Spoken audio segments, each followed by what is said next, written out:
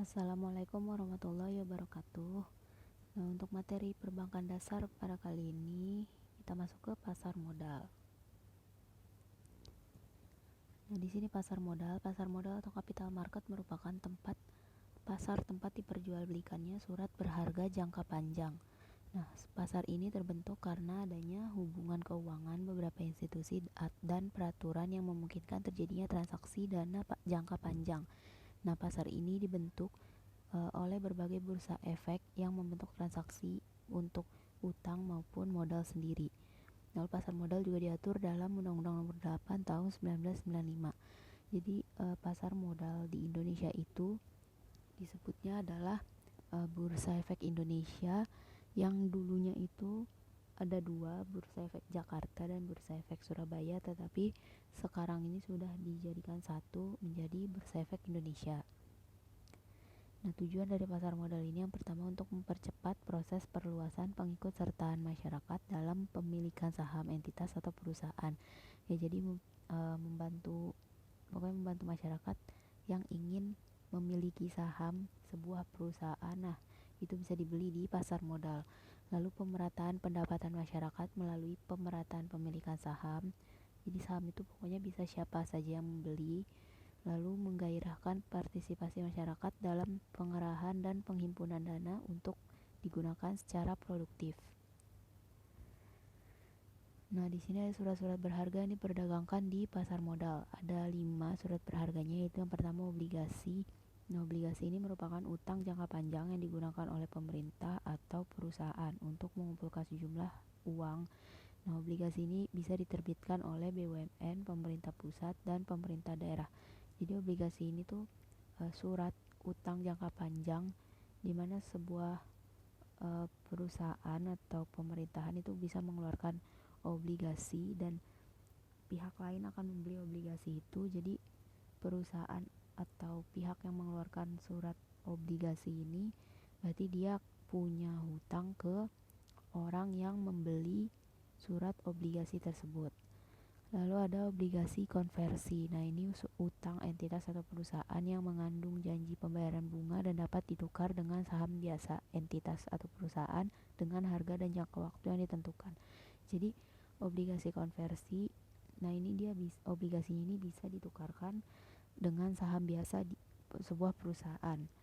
Nah, lalu ada saham. Saham ini ada dua, saham biasa dan saham preferen.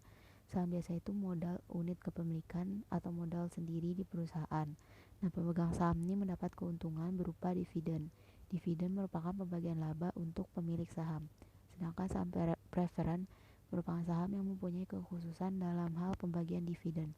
Dividen untuk saham preferen ini dia dibagikan terlebih dahulu, baru kemudian nanti setelahnya perusahaan akan membagikan dividen untuk pemegang saham yang membeli saham biasa. Jadi untuk saham preferen ini dia punya beberapa keuntungan. Selain saham preferen ini dia harganya lebih mahal daripada saham biasa, makanya yang pemegang saham yang mempunyai saham preferen itu dividennya akan dibagikan terlebih dahulu karena kepemilikan sahamnya mereka lebih besar dibandingkan saham biasa. Lalu bukti hak memesan efek terlebih dahulu. Nah, ini hak yang melekat pada saham yang memungkinkan para pemegang saham membeli saham baru yang akan diterbitkan sebelum saham-saham ini ditawarkan ke pihak lain. Jadi untuk pemegang saham yang sudah menanam saham sebelumnya itu memiliki bukti hak memesan terlebih dahulu. Jadi nanti akan diberikan hak kepada para pemegang saham itu apakah mereka ingin membeli saham yang ingin diterbitkan baru oleh perusahaan itu sebelum perusahaan itu akan menerbitkan sahamnya dan menawarkannya di bursa efek sehingga bisa dibeli oleh pihak-pihak lain. Jadi para pemegang saham ini bisa membeli terlebih dahulu jika ingin. Lalu ada waran. Waran merupakan efek yang diterbitkan oleh perusahaan yang memberikan hak kepada pemegang efek untuk memesan saham perusahaan dengan harga tertentu untuk 6 bulan atau lebih. Jadi waran ini sama hak juga yang diberikan kepada pemegang efek atau pemegang saham untuk bisa memesan saham perusahaannya dengan harga tertentu untuk jangka waktu 6 bulan ataupun lebih.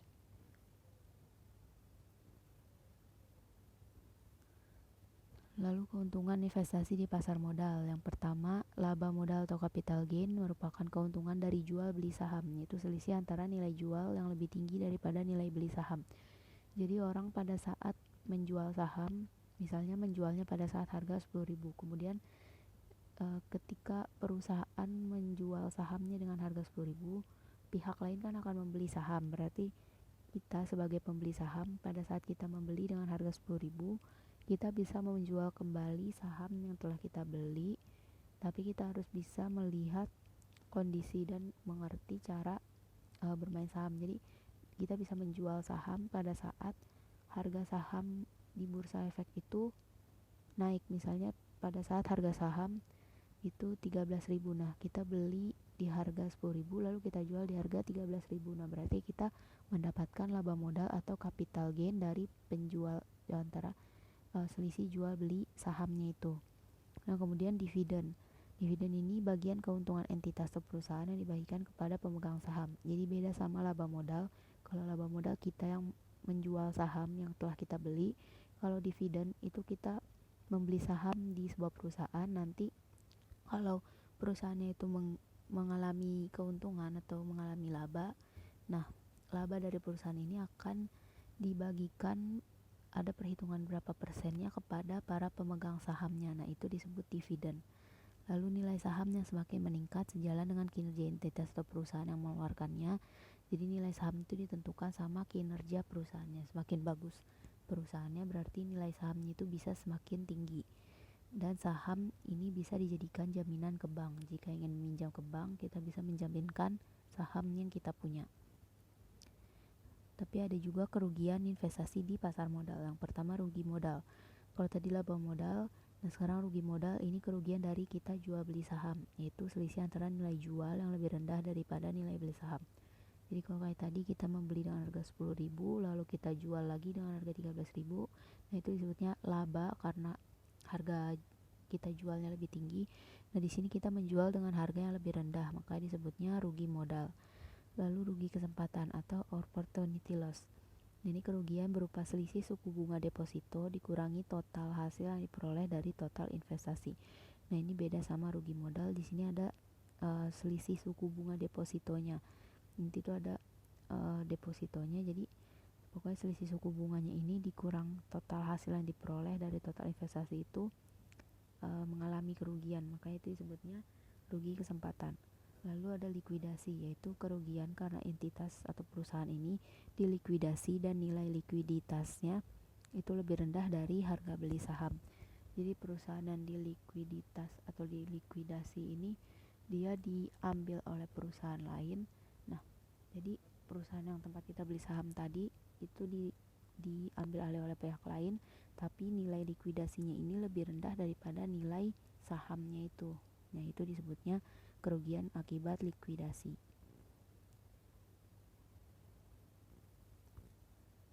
Nah kemudian ada bursa efek.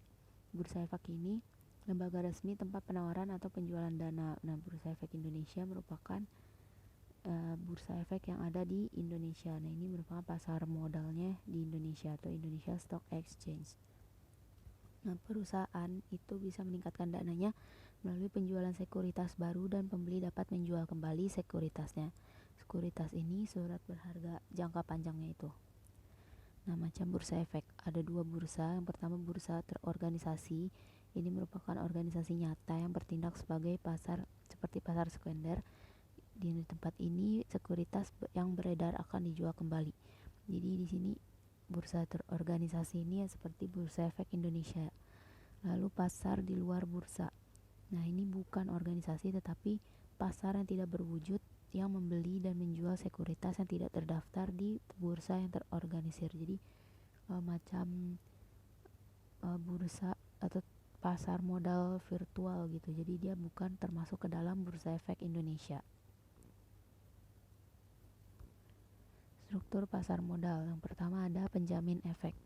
Dia ini merupakan pihak yang membuat kontrak dengan emiten atau yang ingin membeli efek untuk melakukan penawaran umum bagi kepentingan emiten dengan atau tanpa kewajiban untuk membeli sisa efek yang tidak terjual.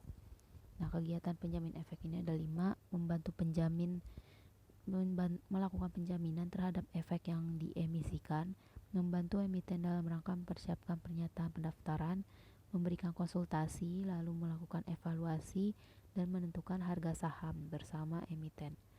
Nah, jenis penjamin emisi efek ini ada dua. Yang pertama kesanggupan penuh, lalu ada kesanggupan terbaik.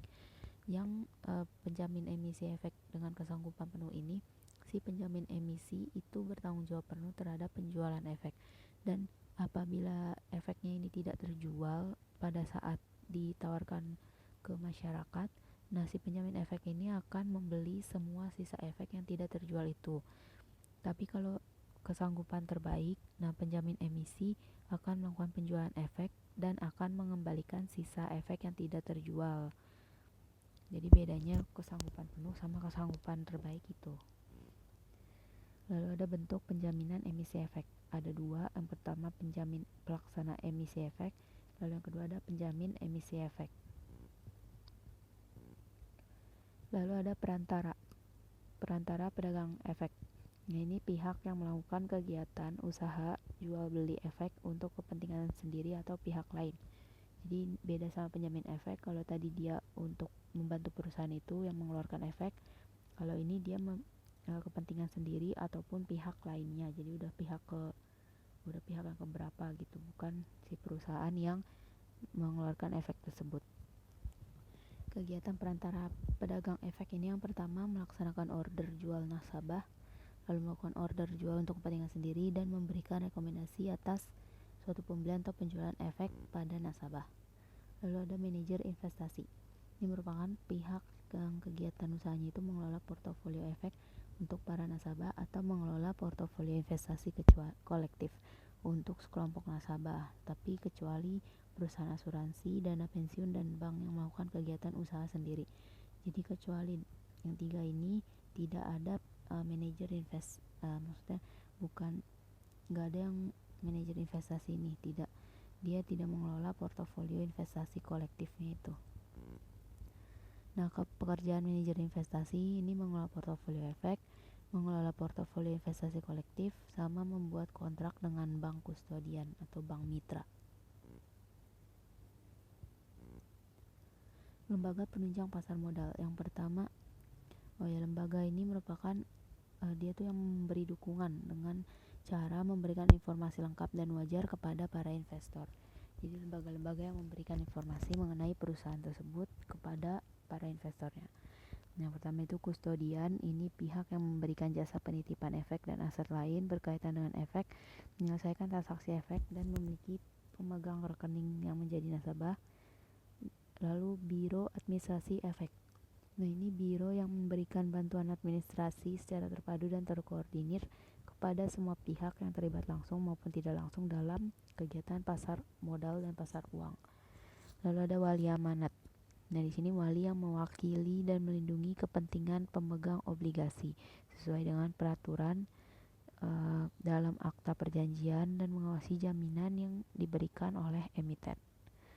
Dan keempat ada penanggung. Nah, ini merupakan pihak yang memberikan jaminan kepada pemegang obligasi untuk membayar pokok pinjamannya dan bunga obligasi jika emiten tidak memenuhi kewajibannya. Lalu ada profesi penunjang pasar modal. Nah, ini profesi yang memberikan info kepada para investor. Yang pertama akuntan publik. Akuntan publik ini yang memeriksa laporan keuangan perusahaan dengan ketentuan standar akuntansi yang berlaku.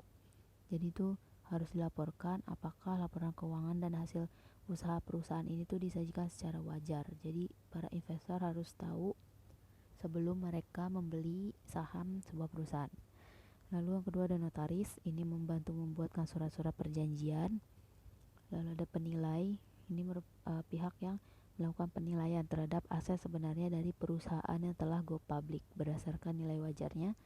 Dan keempat ada konsultan hukum, ini menyatakan pendapat tentang keadaan entitas atau perusahaan dari segi hukumnya, seperti keabsahan asetnya, terus kelengkapan izin perusahaannya ini, lalu ada tuntutan hukum atau enggak terhadap perusahaan ini.